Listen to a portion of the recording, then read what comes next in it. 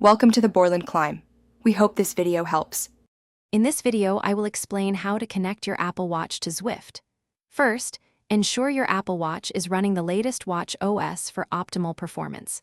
Next, download and install the Zwift Companion app on your iPhone from the App Store.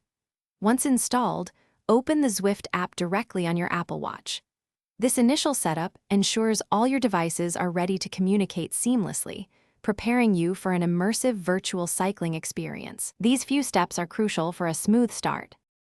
With the Companion app installed, open it on your iPhone and log into your Zwift account. Navigate to the More tab, usually found at the bottom right, and then select Settings.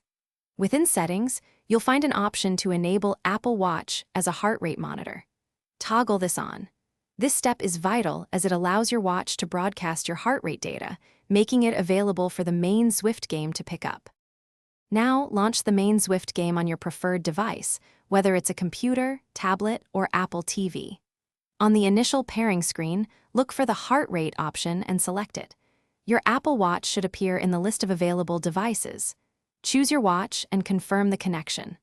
Once paired, you'll see your live heart rate displayed, ready for you to start your virtual ride with accurate biometric data. For a stable connection, always keep your iPhone close to both your Apple Watch and the device running Zwift. Ensure Bluetooth is active on all three devices. If you encounter any connection issues, a quick restart of both your Apple Watch and iPhone often resolves them. Also, wear your Apple Watch snugly on your wrist.